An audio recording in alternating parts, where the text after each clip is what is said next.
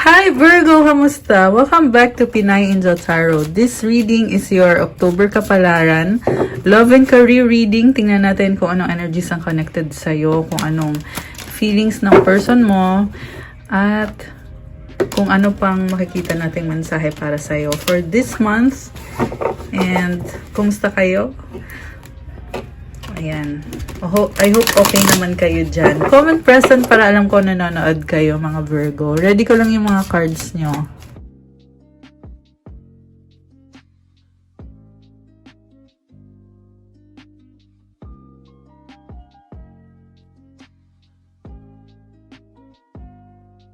Kuha ko lang kayo ng more messages. So, kamusta kayo, guys? Kung kailangan nyo ng private reading, pwede kayo mag-message sa akin sa Facebook page ko, Pinay Angel Tarot. Supportahan nyo din po yung social media accounts ko. And pati sa Instagram, kasi meron po tayong mga crystals na ino-offer sa inyo. So, iba-ibang crystals. Meron para sa love, para sa career nyo, to give you confidence, courage, motivation for creativity, wealth, and abundance, at marami pa pong iba. Meron din syempre for protection. So, bisitahin nyo po yung Instagram ko. Mamaya, I'll tell you more after the reading. Okay? Pero sa ngayon, tingnan natin ang unang mensahe para kay Virgo. Ang moon card mo, hold your vision, fix moon. Meron kang gustong gawin ngayon, pero parang hindi pa tama yung panahon. Kaya sinasabi sa'yo, hold your vision. Huwag mo munang isuko yung laban kasi hindi pa tapos. And kaya mo pa. Be patient. Okay? The Chaser Mirror. Okay, parang meron kang hinahabol dito. Parang naiinis kayong dalawa sa isa't isa.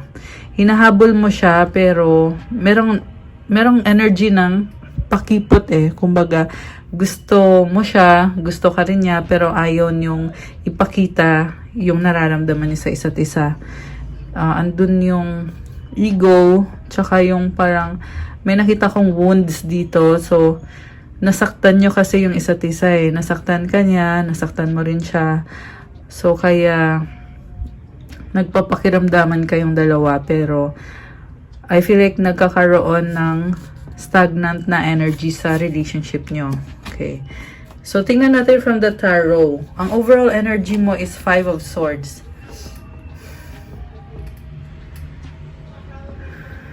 Isip ka ng isip. Hindi ka mapakali kasi gusto mo talagang ayusin yung sitwasyon na yan. Pero pakiramdam mo ikaw yung talo dito. Bakit kaya? Mamaya i-clarify natin yan. Sa recent past, Ace of Pentacles, the Devil, and the Hanged Woman. So, nag-take ka ng risk.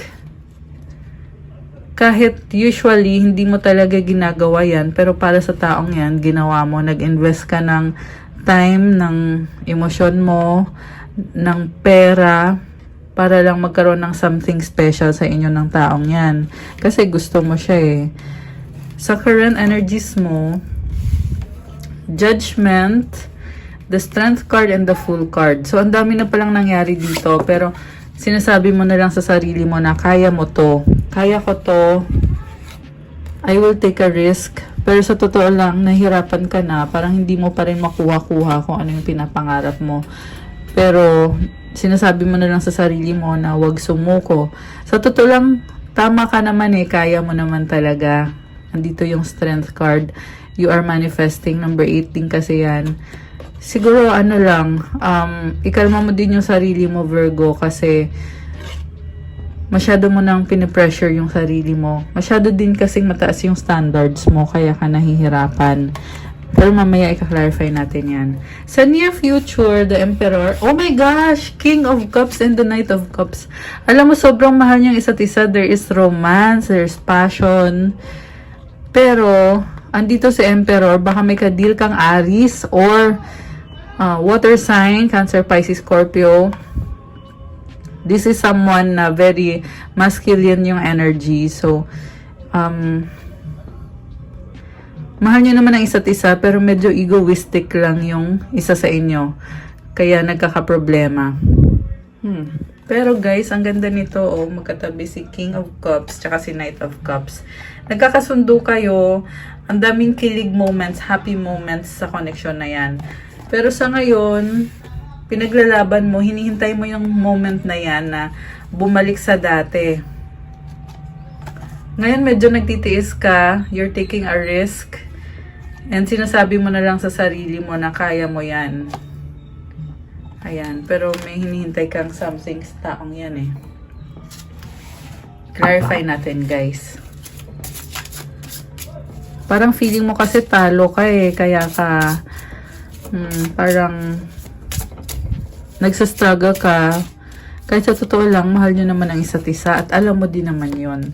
So, 8 of Wands, 7 of Cups, the Tower. Ngayon, merong communication na lumabas dito. Mag-uusap-usap kayo, pero nakita ko din merong babaguhin kasi dito yung Tower. Nalilito ka eh. Kaya kayo nag-uusap. Ang dami nyong iniisip din. Ang dami nyong ina-analyze. Yung iba sa inyo pinag-aaralan nyo yan. Nagre-research kayo. Parang nagugulat ka sa nakikita mo na hindi mo in-expect. Okay, so bakit talo si Virgo? Kuha tayo ng isang card. Okay. Wheel of Fortune. Possible na ikaw kasi yung pinakamalaking effort dyan. Kaya ikaw yung talo. And nagdadala ka ng swerte sa connection na yan actually. Parang mahihain yung person mo, no? The Star. Baka may kadito Aquarius. Possible na wish mo kasi yung taong yan eh, kaya mo pinaglalaban. Oops, nalaglag. Okay, Knight of Wands yung nalaglag na card. Ngayon parang nagdadalang isip ka sa kanya, pero gusto mo talaga siya.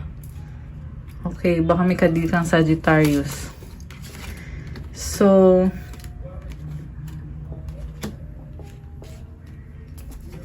crush na crush mo siya. Tingnan natin sa recent past. Nag-risk si Virgo. Eh, ano naman ngayon ang ginawa niya? Death. Oh my gosh. The Fool. 6 of Pentacles. 4 of Swords. Grabe naman to. Parang nakita ko sa'yo. Actually, mukhang ikaw din to lumabas eh, na ayaw mo na, mas gusto mong mag-isa ka. Ayaw mo makipag-usap. Pero wala kang choice kasi parte na siya ng buhay mo. Parang hindi kompleto pag wala siya. Hindi balanse.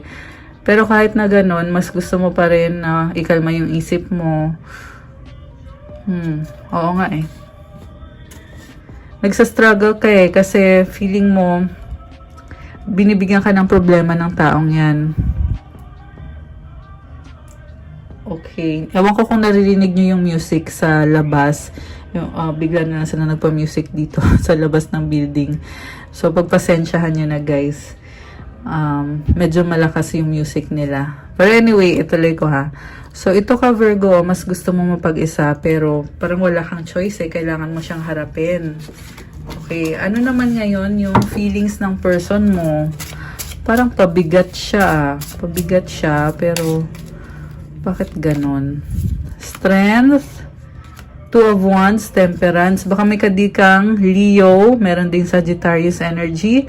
Malakas ang fire sign dito, Aries, Leo, Sagittarius. Meron Gemini energy itong Magician. Handa na siya. At alam mo, nakikita ko sa person na to, tahimik. Possible din na ikaw na naman to eh. Tahimik ka pero ginagawan mo ng paraan at pinag-aaralan mo. Pasensyoso at pasensyosa ang mga Virgo. So, yes naman, mag-workout naman yan pero kailangan mo pang maghintay. Kita mo, andito yung 2 of Wands. Hawak niya yung globe at kailangan talagang maghintay. Possible na hindi agad-agad makukuha yung kasagutan sa minamanifest mo. Pero maganda naman yung cards mo dito. Sobrang ganda in fact. Kasi sunod-sunod yung mga major arcana. Merong Magician. So si Magician kasi nasa sa kanya na lahat. At kaya niyang makuha kung ano yung gusto niya. Kailangan lang niya kumilos talaga. So feeling ko hindi ka pa kumikilos. may ginagawa ka na pero hindi pa ganun ka stable. Kaya ka nag-a-adjust. And ang sabi sa cards mo dito is ipagpatuloy mo lang yung effort mo at kailangan mo ng patience. So, siguro kaya ka din nahihirapan kasi parang feeling mo ikaw yung laging naghihintay. 'Di ba? Okay. Four of Wands. Okay, committed naman pala kayo eh. So, pero dadalong isip ka na, nanghihinayang ka na, parang ayaw mo na. Gusto mo nang sumuko, okay? Judgment. Ang dami nang nangyari, 9 of Wands, Knight of Swords, nag-away pa kayo. Ay, nakakaloka to. Hindi ko alam kung anong sasabihin ko sa iyo, Virgo. Ikaw nanghihinayang ka na talaga. Pero ang masasabi ko na lang siguro, ikaw yung kawawa talaga. Huwag mo masyado i-pressure yung sarili mo kasi bigay ka ng bigay eh. Tapos pakiramdam mo, ikaw naman yung nawalan. Ayan. So, mali din kasi guys yung sobrang pagbibigay. 'Di ba? Kita mo dito ka, frustrated ka na kasi lagi ikaw yung nag-e-effort. Ayan, inis na inis ka na dito. Bakit hindi natin makuha yung energy ng person mo? Kasi mukhang ano ka ngayon, punong-puno ka ngayon ng emosyon. Kaya hindi natin masyado nakikita yung energy ng person mo. Although merong lumabas dito na tao na mahal ka ng taong yan. Sa ngayon, hindi lang niya pinapakita. Pero andito sa near future, possible naman na magkaayos kayo. Andito rin yung Hierophant. So, thinking inside of the box. Oh, maganda to. May partnership kayo. Yung iba sa inyo kasal na kayo. Or, ayan, magjowa kayo. Pinag-aaralan nyo yung sitwasyon nyo, nagtutulungan at sinusuportahan nyo isa't isa. Very practical na energy. Okay. So, magkakaayos pa ba sila ni Virgo? Magkakaayos nga ba? 8 of Swords, the Lovers, 2 of Cups. Wow! Okay, 7 of Wands and the 3 of Wands. Alam mo, hintay ka ng hintay. Pwede naman kayo magkaayos, kaso lang meron dito matigas ang ulo eh. Parang pinipilit mo kasi kung ano sa tingin mo yung dapat. Ayan. Dahil tingin mo sa sarili mo, vulnerable ka, mabilis ka masaktan. Pero sa totoo lang, tanggap mo naman siya eh. Andito kasi yung Lover's card, guys. So, ibig sabihin, malalim tong nararamdaman mo sa taong yan. Hirap ka nga lang aminin sa sarili mo na ganun kalalim yung nararamdaman mo. Kaya mas pinipili mong magtago na lang or mapag-isa ka na lang. Ayan. So, kung ano man tong exactly itong ginawa ng person mo, nakakita ko, nahirapan ka, nasasaktan ka, kaya pinipili mong wag nang gumalaw. 'Di ba? Pero kaya mo din ginagawa yan kasi mahal na mahal mo siya eh. Soulmate mo din yung taong yan. Okay, yan ang lumabas dito, mukhang soulmate connection. So, ito, hintay ng hintay, parang feeling mo, kailan ba siya dadating? Minsan naman guys, nasa harap nyo lang yung tao pero naghahanap pa kayo ng something more. Kaya hindi nyo tuloy na-enjoy yung moment, hindi nyo na-appreciate yung person nyo. Okay. Frustrations. Tsaka parang, sorry to say, meron ako nakikita Virgo na gusto nyong kontrolin yung taong yan. So, siguro hindi naman kita masisi kasi karapatan mo din namang maging masaya, 'di ba? Pero, for me lang, as your reader, mali naman yung kukontrol mo yung tao. Dapat siguro magbigayan na lang kayo, 'di ba? Intindihin mo siya, mag-compromise kayo, pag-usapan nyo, ganon. So, 6 of Cups, ayan, malambot kasi ang puso ni Virgo eh. So, merong bahay dito. Uy, makukuha mo na yung wish mo, lalo na sa finances. Merong Virgo nag-iipon ng pera, 9 of Pentacles and 4 of Pentacles. Knight of Cups. Wow. Oh my gosh, andito si Queen of Cups. Alam mo, nakikita ko dito, sobrang nag-e-enjoy kayo, nagsi-celebrate. Sobrang mahal ka ng taong yan. May lumabas na bagong simula dito, the Sun. I feel like hindi magtatagal yung nangyayaring tampuhan kasi andito si the Sun. Ayan, oh. Or sabihin na natin, medyo struggle yung relasyon yung dalawa, pero hindi pa huli ang lahat. Tomorrow is another day. May sun card ka dito, oh. So, ibig sabihin, pwede nyo i-try ulit sa susunod na araw o sa susunod na panahon. Sabi dito, ikaw lang yung ayaw kasi ayaw mo mag-risk. Ayan. Kasi dati nag-risk ka na eh. So, ngayon, nag-iingat ka rin. 9 of Swords, overthinking. Alam mo yung ino-overthink mo, parang wala naman talagang actual na problema. Yung isip mo lang talaga nagsasabi sa'yo na mali ito, mali. Kaya tuloy isip ka ng isip. Ikaw din yung nasa stress. So, ito busy ka. 8 of Pentacles. 10 of Wands. Okay, ang dami mo palang burden sa bahay. Okay. So, anong outcome para kay Virgo? 7 of Swords, ayaw mong sabihin yung totoong iniisip na nararamdaman mo, pero inobserbahan at pinag-aaralan mo siya. Page of Swords, sinustok mo din siya.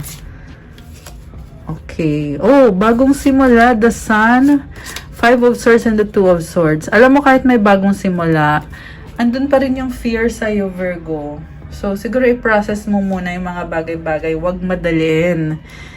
10 of Swords. Oh, merong nagtatapos na cycle. So, ayan kasi, nakakaloka. Parang ang intense ngayon ng energies nyo. Tsaka lagi kayo nag-iisip. It's Libra season nga pala ngayon, kaya influence din lahat ng energy ng Libra, which is air sign, kaya more on, laging nag-iisip, nag-overthink. Alam mo yon, may ganong feeling eh. Pero at the same time, meron ding happiness na lumabas sa readings nyo. Oh, ito merong cycle na nagtatapos. Mukhang meron kang pinagdadaanan matagal na. Ngayon, nasasabi mo na finally tapos na. Magsisimula ka na ulit, Ace of Pentacles. Wow! Empress! Oh my gosh, Ace of Wands. Alam mo yung bagong simula na yan, napakaganda. Mag-move forward ka. Ito oh, kanina hindi ka mapakali. Ito na ngayon, nag-move forward ka na 6 of Swords. Tapos may dalawang Ace at may Empress. Pag sinabing Ace, new beginning yan. Queen of Swords and 9 of Cups. May nakita din ako dito guys, na yung iba sa inyo, tatalikuran nyo na lang yung love. Okay? So, depende pa rin yan sa desisyon nyo kung magsistay kayo or magle-let go. Sa huli, lumabas din tong victory card. 6 of Wands. King of Pentacles, may achievement ka, oh. Ayan, hard work mo yan. Bunga ng hard work mo. Okay, I just saw 18, 19. So, maganda naman yung outcome natin. Ayan, oh, bagong simula, lumabas ulit. Okay, nasaan na yung person ni Virgo? Yung person ni Virgo, okay, 7 of Pentacles, the Empress. King of Pentacles, 6 of Wands. Ang ganda nito, guys. Ang ganda ng cards mo, Virgo. May achievements. Possible nga na sunod-sunod na achievements eh. Matagal mong pinaghirapan to at magbubunga na siya. Yung iba sa inyo, nagsisikap talaga kayo kahit sobrang successful na kayo. So, mahal ka ng taong yan, oh. Queen of Cups, Ace of Swords. Oh my gosh. May nakikita akong tatalikuran. May third party sa iba. 3 of Cups, King of Cups. Kaya magkukos ng pag-aaway. 5 of Wands pala. Tsaka 8 of Cups. Grabe to. Ayan. So, magkukos ng pag-aaway yan. Kaya aatras ka. Hermit. Ikaw to. Ayan. Hermit. Virgo energy. Merong iba sa inyo guys, makakahanap kayo ng ibang person na nagbibigay ng happiness sa inyo. Pero, andun pa rin yung ugali talaga ni Virgo na kayang-kaya mong sarili mo. Kaya mong mag-isa. Sa totoo lang. Grabe. Napaka-strong ni Virgo. Believe ako sa inyo guys. Kuha ko kayo ng Tagalog Oracle. Love Oracle. Kasi mukhang bagay sa reading mo ngayon itong cards na to. Paulit-ulit sa isip, I need you. Thank you next. Merong mag-move on. Okay. Paulit-ulit talaga sa isip nyo yung taong yan. Okay. So, move on kung kailangan na. Please forgive me, sorry. Ayan, may nag-sorry.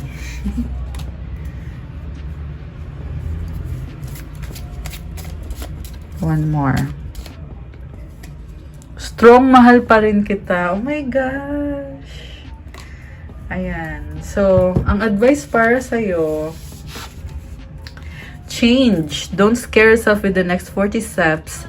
All you need is that one next action. You can say to love, just show me the first step and change me into one who can take it.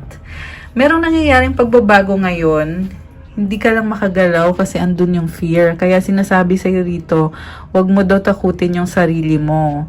Kasi yung fear, sa'yo din nang gagaling eh. Kaya sinasabing, wag mo takutin yung sarili mo. Ang gawin mo lang daw is, take that one next action. Ibig sabihin, gawin mo lang kung ano yung dapat mong gawin.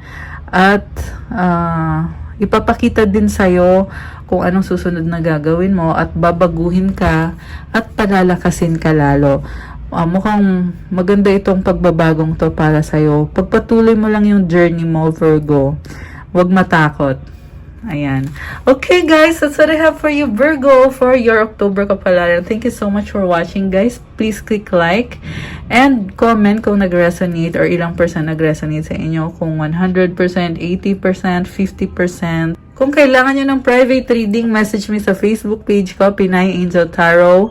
Pwede nyo rin ako i-chat sa Viber or sa WhatsApp para mas mabilis. Siyempre, may bayad po yung private reading kasi ikaw mismo yung i-reading ko, yung specific na situation mo.